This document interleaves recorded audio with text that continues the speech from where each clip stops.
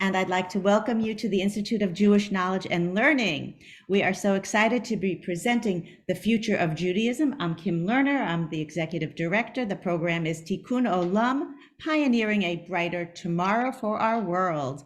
Rabbi David Paskin is our moderator, and Rabbis David Steinhart and Jeffrey Segelman are our panelists. And a quick shout out thank you to the Jewish Federation of Broward County for their support. As we say, take it away, Rabbi David. I can do that. Hello, everybody. Welcome, welcome, welcome. It's really, really wonderful to see all of you here again this week, and especially to have our two really amazing guest teachers here with us. Couple quick reminders for you. First of all is to, if you can, please stay muted. Not because we don't want to hear your beautiful voices, but because we don't want to hear the background noise that may seep in behind you. And the second thing is, on the bottom of your Zoom window, you should see a Q&A button. If you don't see it, just click on the More button. You should see it there. We are going to use Q&A. If you have questions, you can put them right in the Q&A. You can, if you don't see that, you can put them in the chat. I'll do my best to keep an eye on the chat, but I'll really be paying more attention to the Q&A. So if you're able to do that, go ahead and pop your questions in there. And by the way, you can also vote questions up or down. If we get too many questions, you want to vote them up or down, we can pay attention to those that are most meaningful to most of you. And finally, as we said last week, and as we'll say every week, our hearts are captive in Gaza. Bring them home now. All right, my friends, we have two amazing teachers here with us today. I'm going to let each of them introduce themselves. So maybe we'll start with Rabbi Jeff Segelman. What an honor. Go to Rabbi Steinhart. He's the senior of us. Oh, okay. Rabbi Steinhart, we're going to you. Good to see you here, sir. It's really nice to see you also, David, and it's good to be here. I thank everybody for extending this invitation. My name is David Steinhart. I am a rabbi at B'nai Torah congregation in Boca Raton, Florida. I've been here for nearly 30 years. I've been a congregational rabbi for 42 years. I think I just would want to identify myself in one other way, and that is I'm a rabbinic fellow at the Shalom Hartman Institute in Jerusalem, where I've gone pretty much annually for about 20 years now, and they've had a strong influence on my thinking and my teaching. And I'm highly involved in the larger community. So. Wow, thank you so much, Rabbi Steinhart. It's truly an honor to have you with us. And Rabbi Segelman, a colleague and a classmate, at least maybe a year off, right, with Rabbi Steinhart. Yeah, I think maybe one, but Rabbi Steinhart and I were at JTS together in the late 70s into the early 80s, and it's good to be together again. My name is Jeffrey Segelman. I was also a pulpit rabbi. I, however, am retired. I retired a few years ago after 40 years in the congregational rabbinate in the New York area. The 34 of those years were in Westchester County, for those of you who are familiar with New York.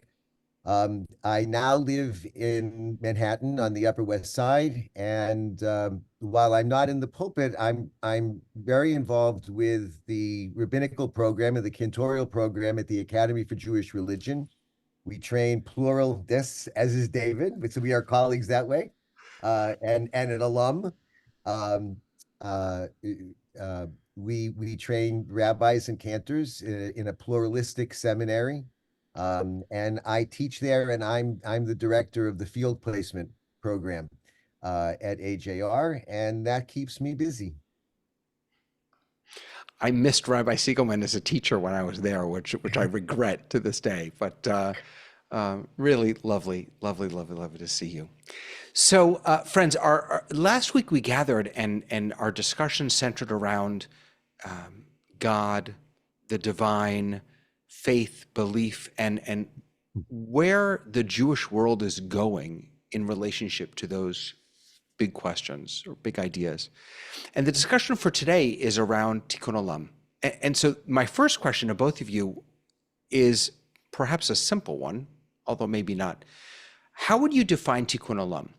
And the reason I'm asking that is not because I'm looking for a translation of the Hebrew, but because I think that the way we've understood Tikkun Olam has not only changed, but in some ways it's been we've sort of pigeonholed it into social action or social justice, and it seems to me that perhaps there's more to it than just that. So I'd love to get your takes on what do we mean when we talk about Tikkun Olam? And Rabbi Steinhart, maybe I'll start with you.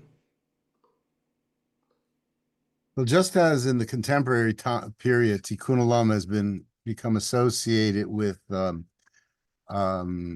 acts of kindness, acts of tzedakah, goodness, repairing, or even we might go so far as saying perfecting the world. When we look at our literature and places where Tikkun Olam is mentioned, we see that there are a lot of there's been a development in the understanding of Tikkun Olam. And so like I went through some of the sources. I imagine, Jeffrey, you probably did also, and you probably have done that before, and tried to find some of the earliest sources that mention Tikkun Olam and sources that we would know, and then see how it has changed in meaning over time.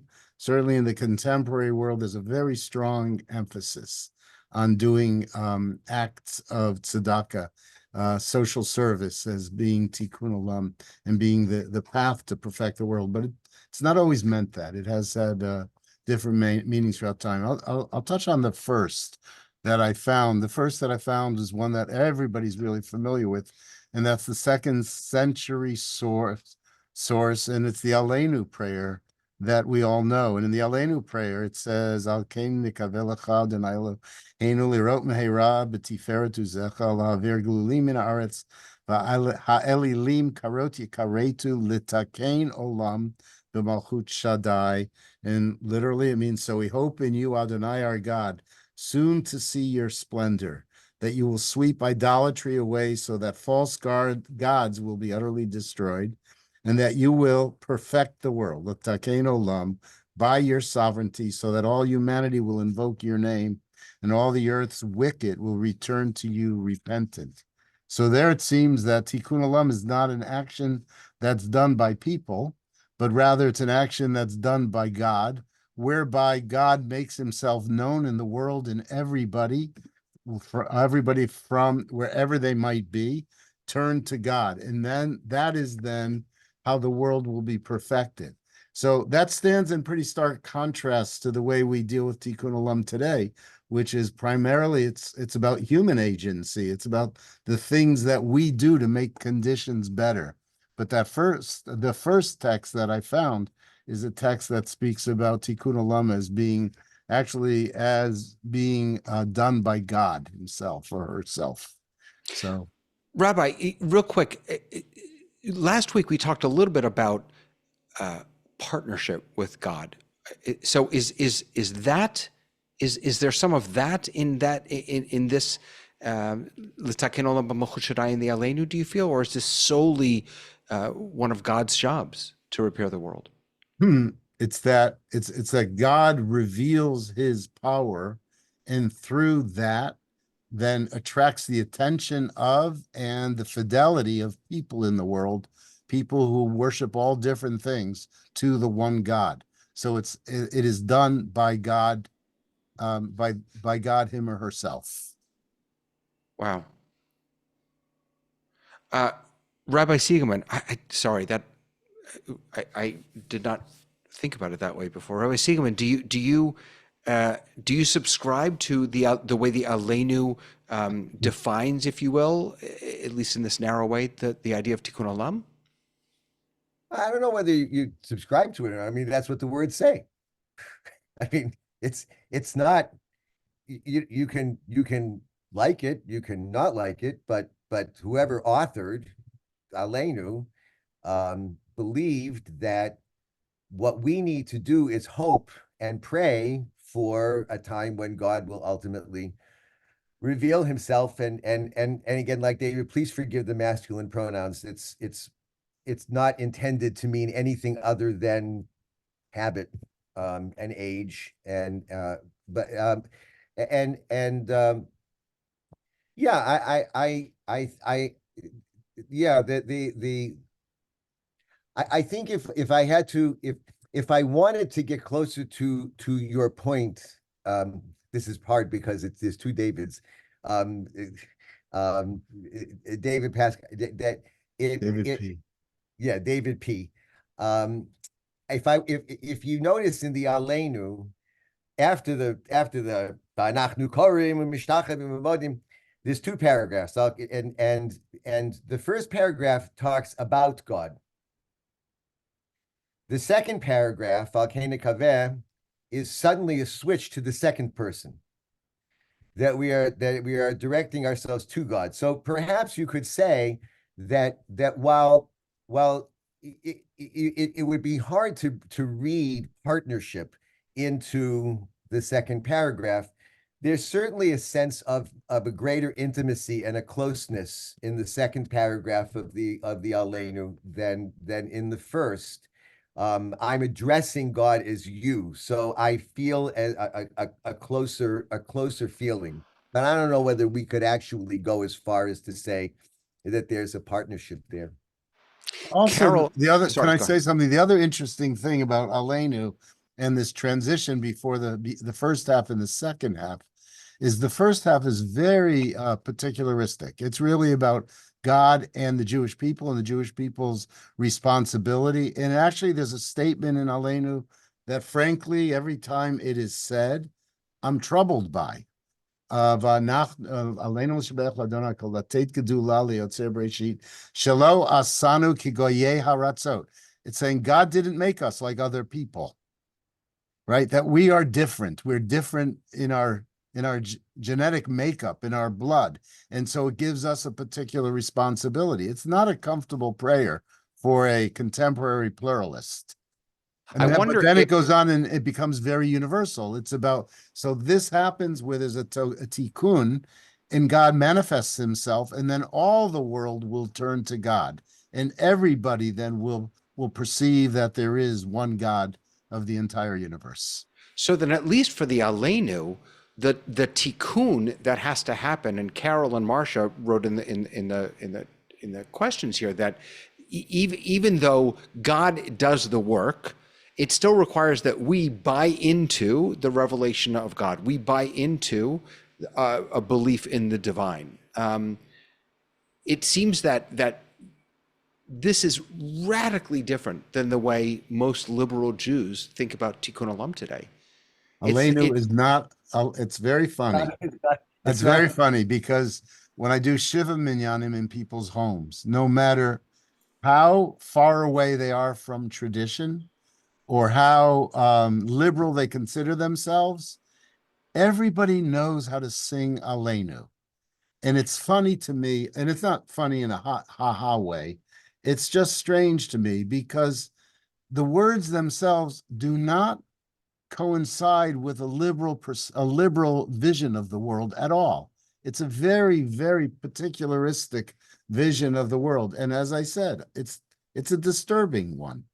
But maybe it's because when we get to Aleinu, everyone knows it's just a matter of minutes before we're out of there. Right. You know, You start salivating for Kiddush, you know. right, right. It whets our appetite. So, please. Can I you know, as both Davids were saying, that how we think about Tikkun Olam today is very different than how the concept originated, and Aleinu is one very good example. That the Tikkun is really coming from God; it's not coming from us. But if you go into the Talmud, into the Mishnah, there are a couple of chapters in the Tractate of Gittin that are devoted to things that happened mipnei tikkun olam, and while this is not a class, we can't go into it. The common understanding between all of the different examples is that the rabbis recognize that in certain cases, the application of the halacha, of the law, would produce negative, unintended consequences. And therefore, it did something called a takana. They made a decree because of Tikkun Olam, to make sure that the world stays intact. We're going to tweak this particular halacha.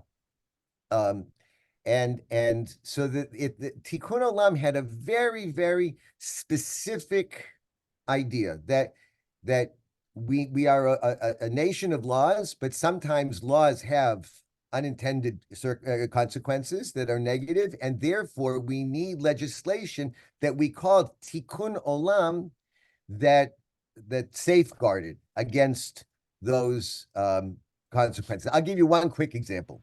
Okay, there's a halach in the Torah. There's a mitzvah in the Torah called Shemitah, the sabbatical year. And during the sabbatical year, amongst other things, debts were canceled. That's a very noble thing. Okay, that the Torah's legislation really was intended to create an economy in which poverty would not be sustained for long periods of time. That it would exist, but there would be built-in, safety nets, so that people who would be poor would not be poor for a long time. The problem is that as Judaism became less agricultural and more commerce-based, people stopped giving loans. Because why would I give you a loan in let's say the 5th year of the sabbatical cycle every 7 years? Why would I give you a loan? I'm going to lose my money. So the rabbis, mipnei tikkun olam, made something called the Prusbul, which essentially was a document that turned private debt into public debt, which was not subject to the laws of the sabbatical, so that people would continue to loan money, because the society is based. So the Torah law had it was great, except that it had an unintended consequence that was negative, and therefore the Tikkun Olam was there to fix the unintended consequence. So that's the origin. So Tikkun Olam starts as either God's work to repair the world and thereby bring all of us back, everyone back, and or a tool that we can use to fix, if you will, God's law, which sounds very strange to say that it should need to be fixed, but clearly it does. So where does our modern... Wait, sorry, Rabbi it's Steinhart, also, before we get to the modern, it's also used in relation to Gittin. I think, Jeff, you mentioned that, right?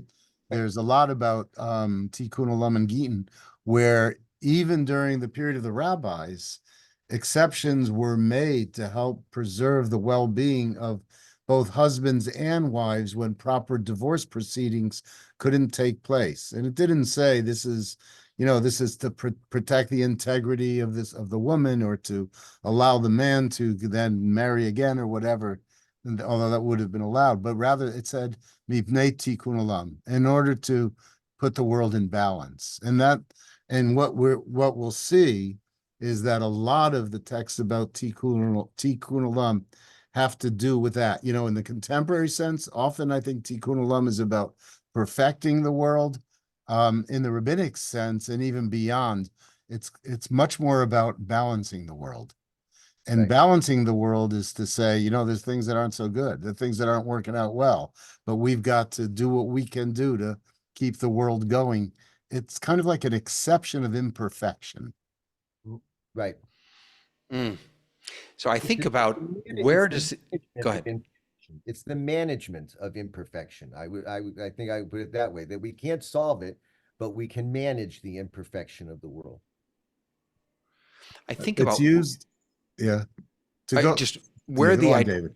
I think about where the idea of what you just said about perfecting or repairing, it really comes to me at least from the Kabbalistic idea, the whole Shvirat HaKelim, the shattered vessels that we learn about, and how our job, that there's this terrible mess in the world. We are all a part of that mess. We are all a shard of the vessels, each of us with a little bit of God's stuff in us.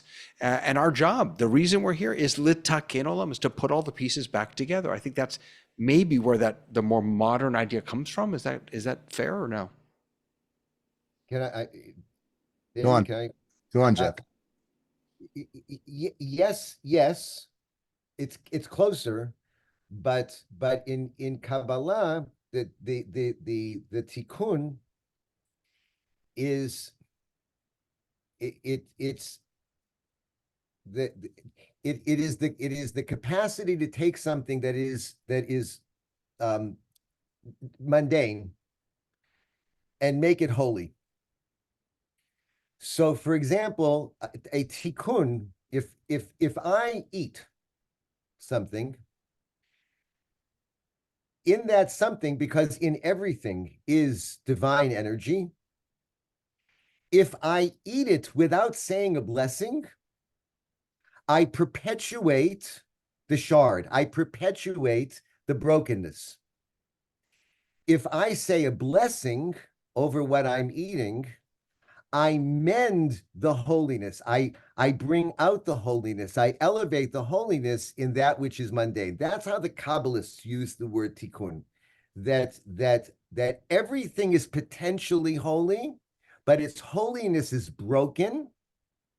And when I do something, a mitzvah, when I say a blessing, when I eat, whatever it is, I am doing an act of tikkun olam because I am mending the brokenness of that holiness. So yes, I think it's getting much closer, but it's still not addressing the issue of social justice. Tikkun olam happens within Kabbalah, within the framework of the ongoing mitzvot that a person does during the day or doesn't do during the day, whether the world is becoming better or not. This is why, for example, you see Chabad and everybody has to put on tefillin because or light candles or whatever, because it has cosmic, why do they care that everybody's putting on tefillin, or that, because every act is a tikkun olam. It's bringing out the holiness from the brokenness of the shards. Your putting on tefillin has a cosmic effect, or my putting on tefillin has a cosmic effect. And so every act like that becomes an act of tikkun olam in Kabbalah. Yeah, and in other words, or additionally, maybe this is saying the exact same thing that you're saying, Jeff, is God is impacted by human action. So therefore, any mitzvah that we do has an impact on God and brings the shards back together again. I think it may be that in the contemporary world, this was most easily realized when thinking about mitzvot bein Adam le Adam. Is that what is it? Mitzvot bein Adam And Adam lechavero. lechavero. That is, so something you do for another person becomes a very obvious way. It's an obvious mitzvah that it makes the world better because you can perceive it. It's right there in front of you. Right. Though, So yeah, go on, David. you just said something that I'm going to put back onto David P, which is, if I'm trying to reconcile, I'm still trying to reconcile the two views of Aleinu. That if and that David's right, I think that we do impact God. And if we do impact God and every time a shard is mended, then we bring God closer. to a kind of sense of fulfillment and mission in the world, then we are being partners. That God has a role to play and I have a role to play. Ultimately, God is going to be the one who does the tikkun in the Aleinu. But how's that going to happen? That's going to happen by me bringing God, making space for God, making the world a place where God wants to come and to fix everything. So maybe So, that's how it reconciles. so then is there also a sense that there's a tikkun that I can do to myself? Is that another aspect? So we've talked about impacting the world, impacting God. Is there internal tikkun that I can do on myself that we find in sources? David, you want? It just, this I can only respond from my own sense of tikkun and the evolving and developing notion of tikkun, that there's got to be. So I don't have any textual example of that, but each one of us can, I think, self-improvement, and and I mean that in a serious way, does bring tikkun, because as we improve ourselves, we see others in the world in a different light, and we bring goodness to others. We bring godliness to others. So that is reflective of a personal tikkun. But I don't have a source for that. It would probably be fine. I don't either off the top of my head, but this is what the whole Musar movement of Judaism was about. It was the refinement of personality traits, learning how to overcome our anger, our jealousy, to become to mend ourselves. If I could have 1 minute to tell an incredible, there is an incredible commentary on a Mishnah. For those of you who may study traditional commentaries on the Mishnah, it's by the Tiferet Israel, and it's at the very end of Masechet Kiddushin. And the context is not important, but listen to this story. It's a midrash, but it's one that was created by the Tiferet Israel. No one had ever heard of it before or since. There was a king in the ancient world who wanted to defeat Moses and the Jewish people. And he knew that he couldn't do it militarily. So he had to get some inside information about Moses, something that would undermine his leadership and something that would bring him to his knees. So he sent in his artists to draw pictures, portraits of Moses, spies who would come into the camp and paint Moses, and then bring the pictures back. And there were wise men called Chachmei HaPartzuf. These are people who could analyze facial features and tell you about who you are, tell you about your personality by looking at the lines on your forehead and the shape of your nose and your ears and blah, blah, blah. So they do this. They bring back the pictures of Moses, and the Chachmei HaPartzuf look at them and say, this guy is like one of the most miserable human beings on the face of the earth. He has anger management problems. He's a womanizer. He's a cheat. He's a miser. Blah blah blah blah. And king can't believe it, so he sends another group of artists. They take more pictures. They get more pictures. Bring it back. The Chachmei HaPartzuf say the same thing. He can't believe that this is Moses. So finally, he says, "I'm going myself. I got to go see what this is all about." He goes and he confronts Moses, and he tells him the whole story.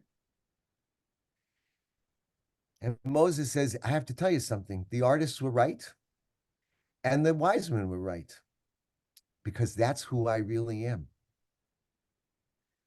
I wasn't born Moses. It took a lot of work to become Moses. I was that SOB. That's my nature. I was that anger problem. I had that anger problem, and I have a Yetzer Hara for women, and I had to work on myself to become who I am and to play the role in human history that I would ultimately play. Well, obviously, those are my words, not Moses's words, but yes, I mean, I think that would be a great source for the fact that even Moses had to do tikkun on Moses. And if Moses had to do tikkun on Moses, then Segelman has to do tikkun on Segelman. That's for sure. That's a really profound story. Thank you. I want to get us to move us forward through history, but before we do, there's a wonderful question that Arlene Needleman is asking. She says, "Why is the Sefer Torah with and without nikudot for Torah reading called a tikkun?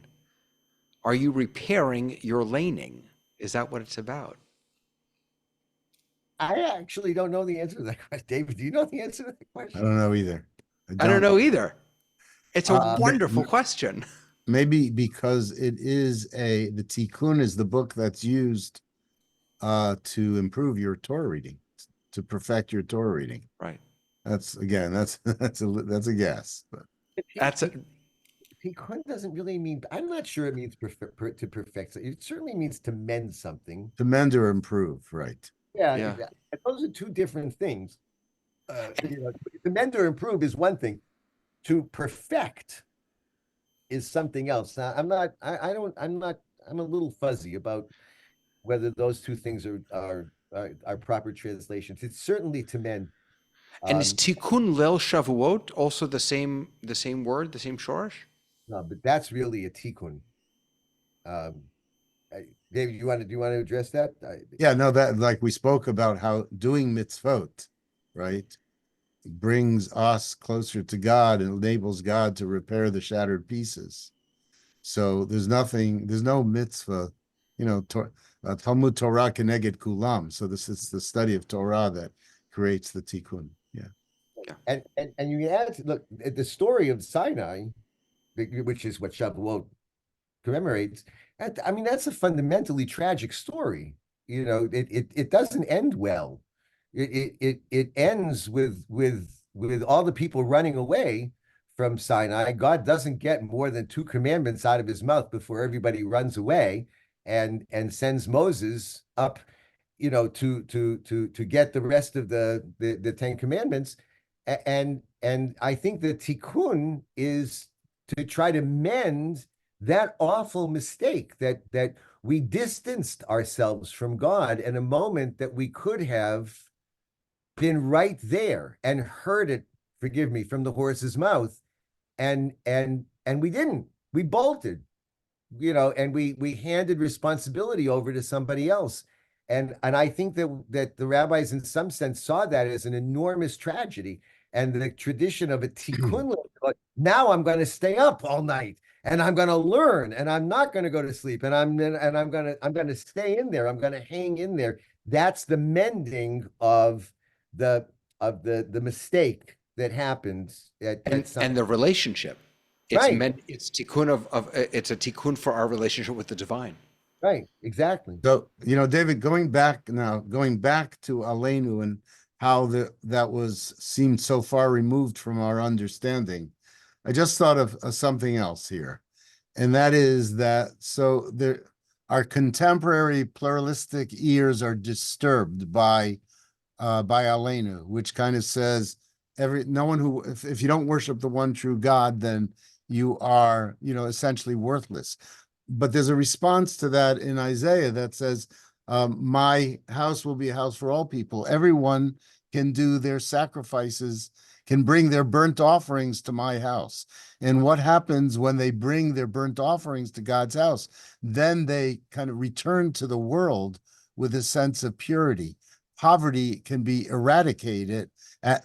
Poverty can be eradicated at that point. Discrimination is no longer, and anything that blocks the manifestation of God's presence then is what takes place.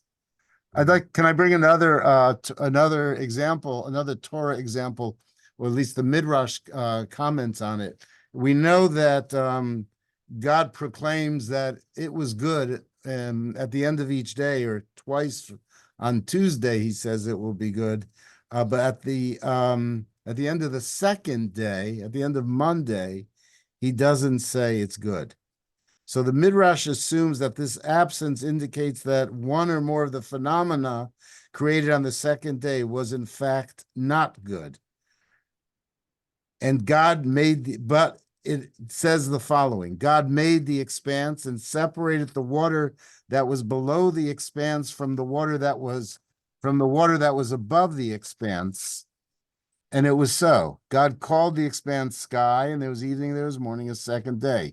Why is it that it was good isn't written there? And here in the Midrash, Rabbi Hanina said, because on that day there was a division created, the division between the upper heavens, the upper skies, and the lower skies. There was a division between the waters. It's because of division then that God had to make a tikkun to stabilize the world. Therefore, it wasn't good on that day because there was a division. But then after the world moved forward with creation, then God was able to reflect on it and say that, in fact, it was good. So this too is about keeping a balance in the world. The world is divided, but the world has to be brought back together again.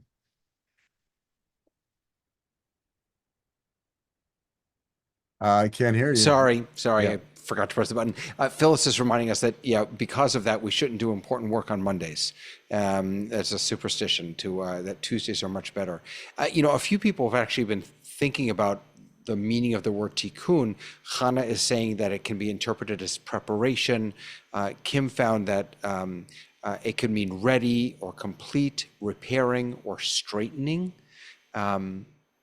So bring us into move us forward a little bit. How do we move from these ancient ideas, these liturgical ideas, into what we nowadays think about as social action, repairing the world? I want to take a stop before we get there, between where we've been and getting there, because Tikkun Olam is also used both by the rabbis and medieval commentators, and this is obviously very relevant.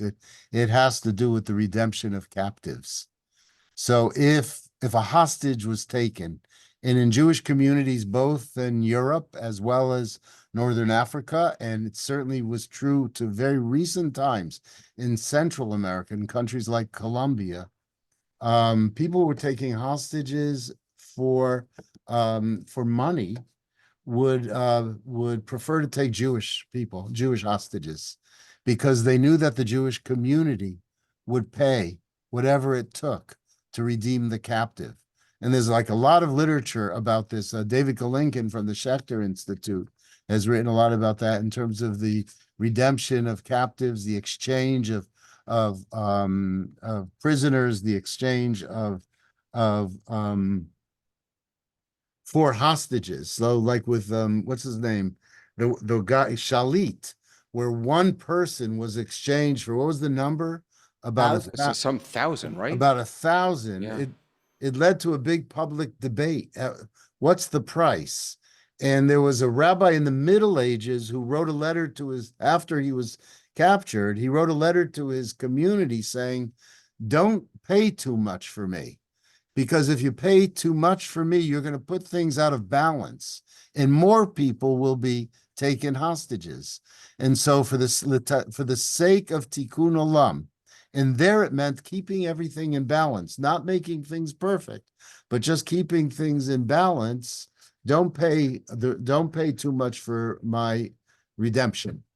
And there's a lot of that there. I found a number of texts about that in the Gemara that had to do with captives, had to do with people taken hostage, and obviously has great implication today as we think about the hostages and what Israel was or was not willing to give up to redeem the captives. Yeah. Yeah. All right. Wow. I gotta add to continue the same discussion. There's right. Tikkun Olam limited the amount of money that would be paid so that bad guys wouldn't keep kidnapping us. But there was also a discussion there about trying to free them.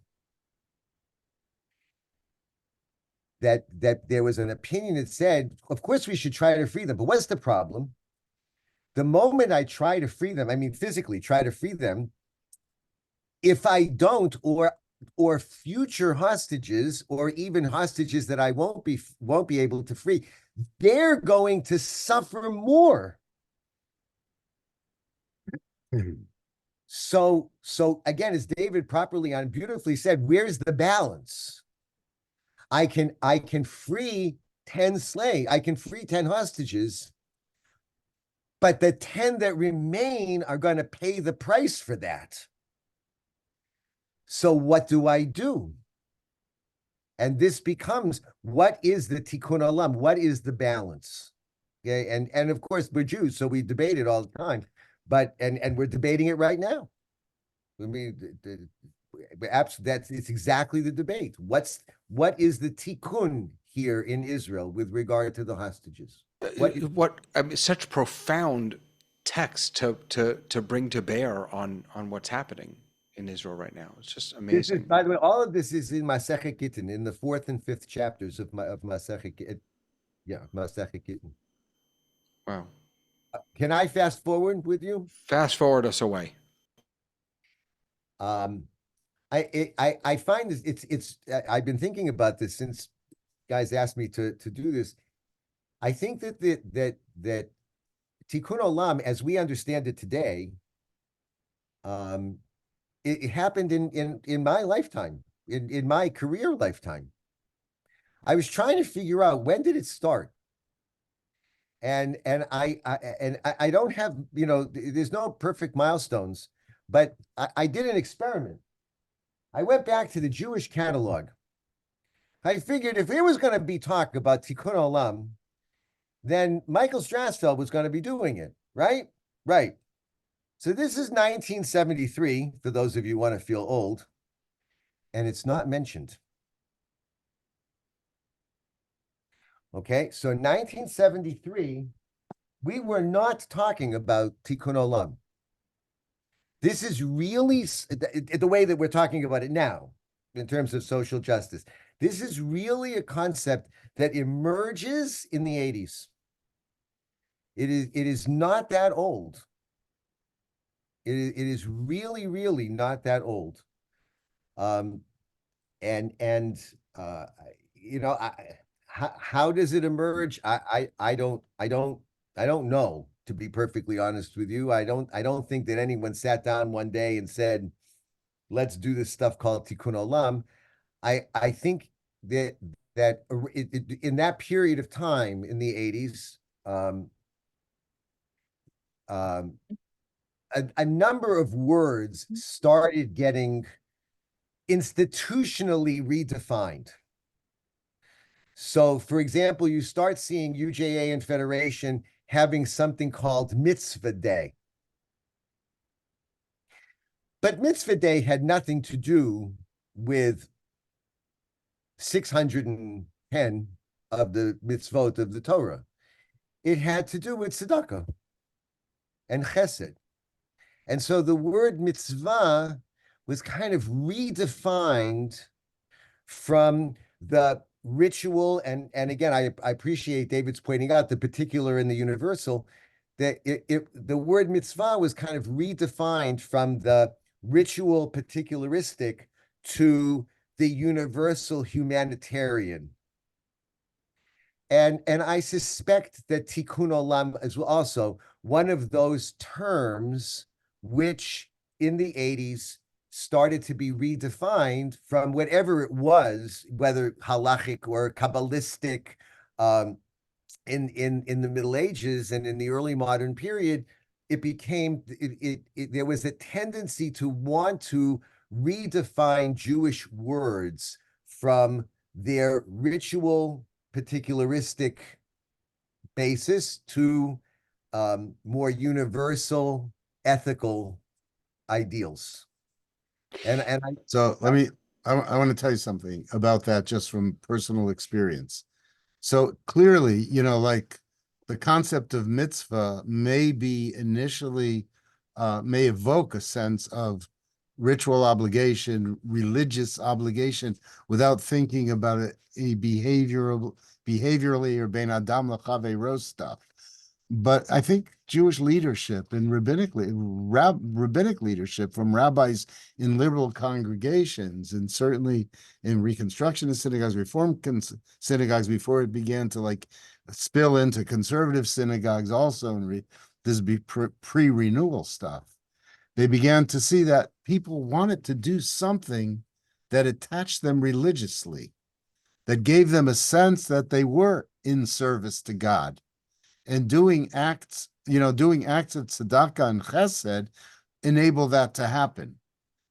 About 15 years ago in my synagogue, I opened a department here because I found a Jewish mother, Teresa, and it started at a mitzvah day, where I said, there's something silly about a mitzvah day. Like we do mitzvah all the time, we should be. And so the department I started here is called TLC. TLC, that obviously has a catchy little name. It stands for Tzedakah, Limud, and Chesed. And Tzedakah, Limud, and Chesed, that program, I have 600 to 800 volunteers annually working in social service projects around our community, helping people, sheltering the homeless, feeding the hungry, providing showers for people. We work with every agency that serves underserved people. And there really is a sense of that I'm doing religion here. I'm doing mitzvot here.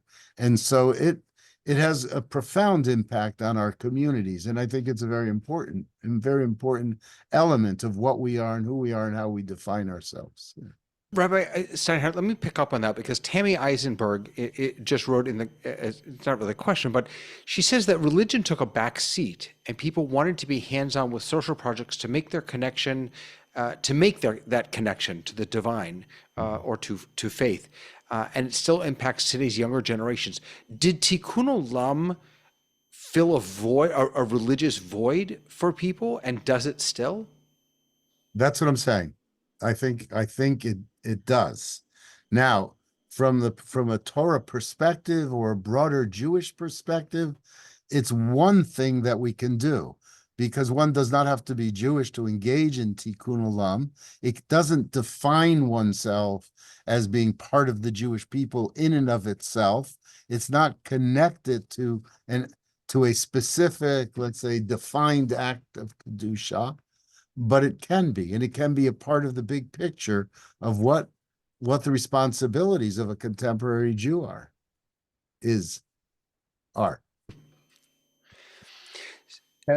Sorry, No, Rabbi Segelman. Go ahead. I want to make sure that the people who, by the way, I have all night, but you don't. So I want to make sure the questions that people ask that get addressed. So are there any other things that you wanted to bring up through the question and answer?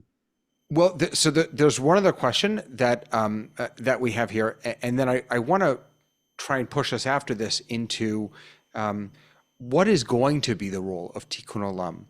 And that's what we have seen. Well, I will only speak for myself. I have seen drastic changes happening in people's participation in synagogue life, in Jewish communal life, and I'm wondering if Tikkun Olam is also has also been diminished, or if it is going to be even more important. The question that came up, which is a wonderful one, Rabbi Steinhart, I'll start with you. Devorah asks that she experienced Tikkun Olam big time in her Reform community. Is it as prominent in conservative and Orthodox communities? Now, you're a conservative rabbi in a conservative community. Clearly, it's a vital part of what your community does and how you live Jewishly. It's a vital part of what we do. Absolutely. It's we have a daily minyan. We have lots of learning going on. But doing this TLC program where people are giving volunteer hours to help underserved populations, or to respond to national tragedies or natural disasters. Or respond to Israel. This is the project that coordinates it all, and it's a very significant piece of what we do. Do either of you have a sense of how Tikkun Olam is viewed in the Orthodox world? If it's as vital as it is in the Reform and or more liberal streams of Judaism? I happen to, I was a conservative rabbi for my entire career, but I happen to belong to an Orthodox synagogue and associate myself with the Orthodox movement right now. And the answer is yes. I mean, it is profound. Um, it's different in the sense that I think in non-Orthodox synagogues, and this is I'm going to segue into the last piece that you wanted to go to. In non-Orthodox synagogues, I think that Tikkun Olam is going to become the single most important thing that synagogues do. And I mean, even in conservative synagogues. That may not be the case right now, but I think if we could look and see what conservative synagogues are going to be like 20 years from now, 25 years from now, if there are conservative synagogues 25 years from now, and I hope that there are, that Tikkun Olam and people's desire to associate these acts of chesed and social justice through their Jewish life is going to be the single most important reason why people will join synagogues, conservative synagogues. I mean, I'm sure this is true of Reform synagogues as well, that they're not going to look at the minyan schedule. They're not going to look at whether the Torah is read in its full parsha or a triennial. That's done. Those days are done. Nobody's looking for that anymore. They want to know what is the chesed, what is the tikkun olam. So I think it is going to be the defining aspect of the Jewish future. In Orthodoxy, it's going to be a little bit different because you got to remember that in Orthodoxy, Judaism is defined by a sense of chiyuv, of obligation, okay, which is a very different motivator than you find within the non-Orthodox world.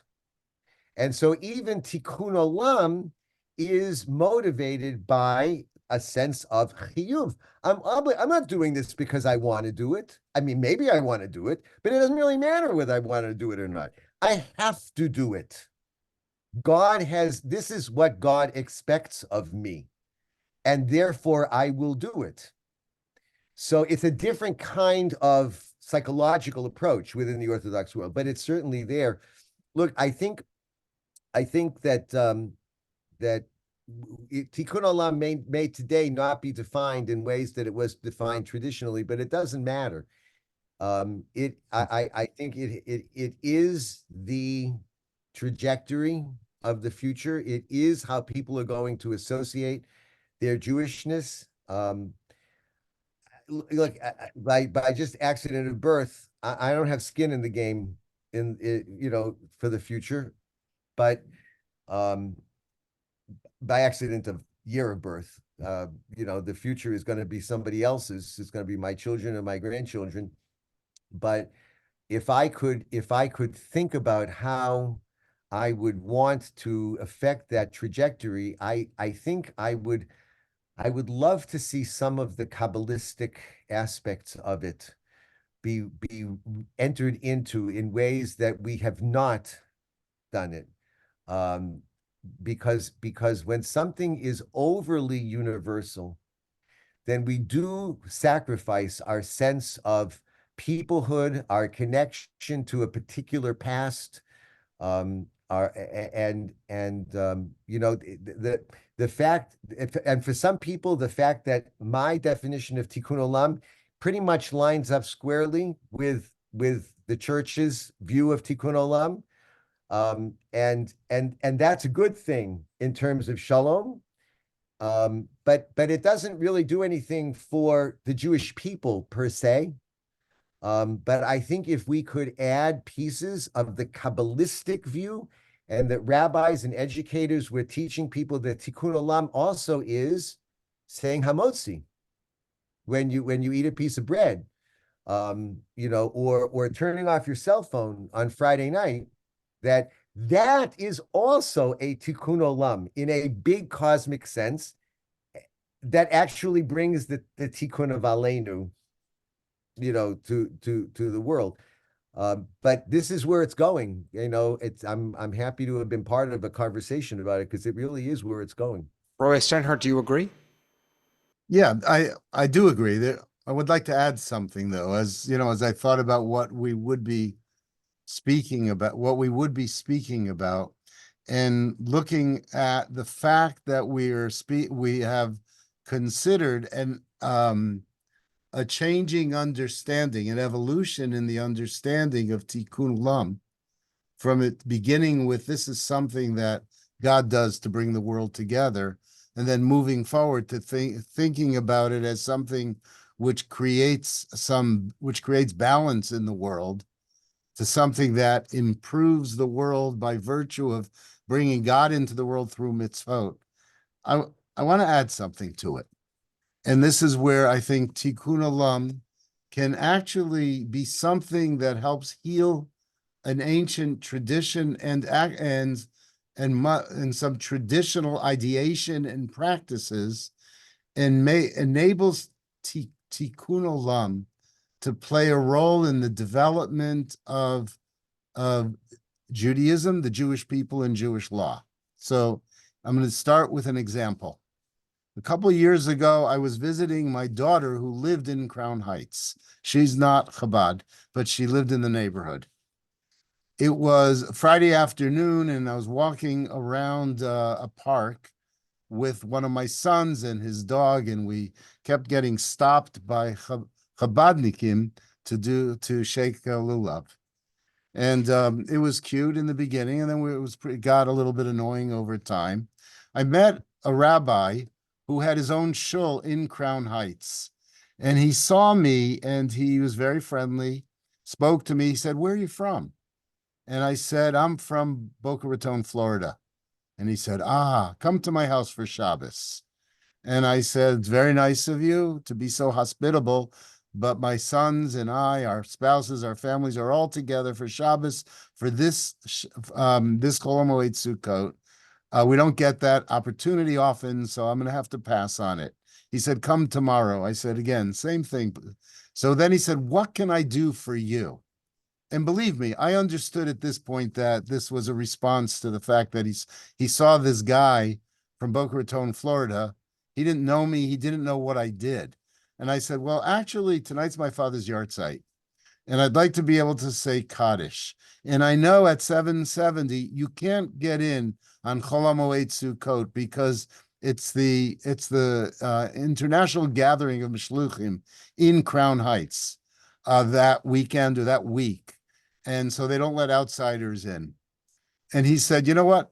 I'll get you in. Meet me at the dreidel, which is on the big dreidel on the corner, and I'll get you in."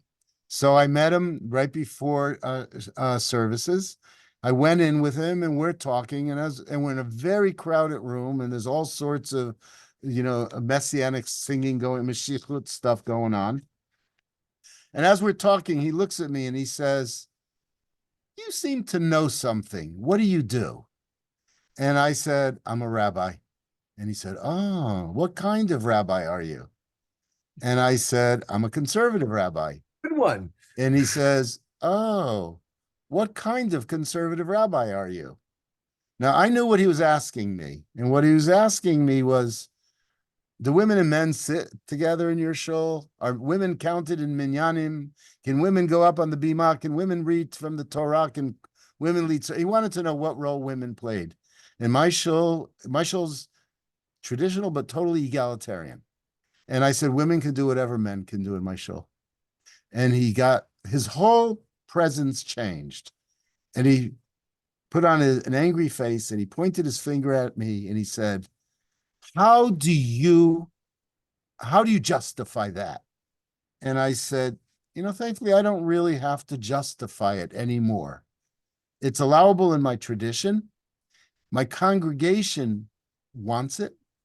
And I know the Rabbi wrote a lot about Tselem Elohim.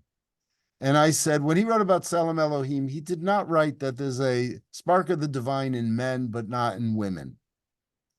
With that understanding, I said, I would never stand between a woman and her right to do what she wants to do ritually, religiously in my shul. That's my position here.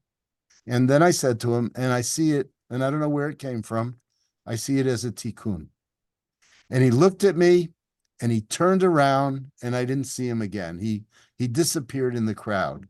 So then when thinking about Tikkun Olam, I also see it as a kind of, we have in the halachic tradition this notion of takana. And a takana is when we make a halachic improvement, often based on the social needs of the time or based on more knowledge that has been gained, or based on whether that be scientific knowledge, sociological, social knowledge, or whatever. And so I see Tikkun Olam then also within the framework of the tradition, allowing us to improve our tradition, to be more responsive to the world we live in, and more responsive to people in the world. I see that as a form of tikkun. And so, and I don't know where, like when I responded to him that way, it was nothing I had thought about before, but since then I stand by it. That's an amazing Yeah. story. Yeah, that's just an amazing story. So we've talked about the tikkun that God does in the world. We've talked about the tikkun that we can do within ourselves. We've talked about our partnership with the divine. We've talked about the tikkun olam, be it the either ritual or social action or social justice work that we can do, and now we've talked about tikkuning our tradition. And how we can think about Tikkun Olam not just as how we repair the world, but how do we repair our Jewish world, and how do we repair our community's world and our personal world and perhaps our family's world. It's so you've made, both of you have made this so expansive for me. There's so much work to do. There's so much tikkun that we need to do. Let me just share one last comment here from Tammy, and perhaps this is an opportunity for some tikkun within our community. She says, our rabbi is not allowed to go to the mikvahs in our area if he wants to do a conversion. He is reform. I remember in Boston, I very much wanted to be a part of the Chevra Kadisha, but I wasn't Shomer Shabbos, and so they wouldn't have me. Is this the type of tikkun that perhaps we can be inspired to address, Rabbi Steinhart? I think that would be determined by the community that you find yourself in. And so I'm not going to give a takana on that one myself. Fair enough. I think it would be a very legitimate thing for a community to say. Yeah. Yeah. Rabbi Segelman, you please. I just want to point out that in the same tractate of Gittin, when they're talking about Tikkun Olam, I mean, it has different words, different names, but one of the things that it says, it talks about when people have different levels of kashrut. Some people like this hechsher, they don't like that hechsher, and some people, the Mishnah says that you need to put that aside so that you can eat in your neighbor's home. And now, again, it's not talking about kosher and treif here, okay? It's talking about kosher and kosher, Right. okay? But this idea that we need to put aside whatever stringencies we have, whatever mishigas, let's get ourselves down to some common denominator in which we can interact with each other. And what's that called in the text? Mipnei Tikkun Olam. So it's there. I mean, it's all there. So going forward, all we need to do is go back. It's all there. By the way, Hafochba v'hafochba. and when has Judaism been different from that? Right. Right. But if we're ending, I just want to reiterate something about when I'm talking about Kabbalah. Look, and maybe we would bring us back to where we began, because I was so happy that David brought in Aleinu, and because that's something that's so familiar to us, and the role of God in Tikkun. The world needs to be mended. The problem, and part of what needs to be mended, is the way that I think the world needs to be mended, and the way that my neighbor thinks the world needs to be mended, the way that the Democrats think that the world needs to be mended, and the way that the Republicans think that the world needs to be mended, is very different. But both of them are invoking Tikkun Olam. The white racist is invoking Tikkun Olam. I'm making the world better, in no less a serious, passionate way than we are. And we have to be very careful that Tikkun Olam doesn't become divisive. We can actually, if we aren't careful, then Tikkun Olam can actually break the world more. We have to go into Tikkun Olam, as David said from his story, with Tzelem Elokim, that people will have different ideas about what Tikkun Olam is. And we have to be open to discuss what we can do together, even if we can't do everything together. But what we can do together, we have to do together, because that's the real Tikkun Olam. Not Tikkun Olam my way, or Tikkun Olam your way. It's the Tikkun Olam that we can do when we listen to each other, and we move one step forward, a step that we can both take together. That's what we have to be very careful about, because people who think Tikkun Olam think that they're mending the world in their own image, but that doesn't work. And so coming full circle now, right? The full phrase that Rabbi Steinhart started us with, the Tikkun Olam bim malchut Shaddai. That's why I said it has to have something to do with God, something to do with something greater than ourselves. Whatever it looks like in the future, let's not forget that key component. I'm so grateful to both of you for sharing some time and teaching us. This has been so rich for me personally, and I'm sure for everyone else here. Friends, we have many more of these to learn together. Before we go, I'm going to invite Kim to join us up here to say hello and to let us know what's coming up. Kim, go ahead. This is such a privilege to be in a screen with the three of you. Thank you for that honor. We will be sending out the recordings, and hopefully you're getting them. If you're not, please let us know. And the other thing that's really important is Rabbi Jeff Segelman is our faculty, and he teaches a Torah study on Fridays. So if this class engaged you and you want more, he's available. It will include a free pass to try out that class. And also Rabbi David Paskin is teaching a class on Wednesdays at 10:30. The Torah study is Friday at 10:30. And does Judaism support free speech or something close to that? So all of our schedule, every teacher is brilliant. The way the information is presented varies, and it's always pluralistic and engaging and creates community across all the different lines. And this class, in my opinion, is building a future of Judaism. So thank you all for coming. Thank you, teachers. Thank you, leaders. And see you next week. Bye-bye now. Bye.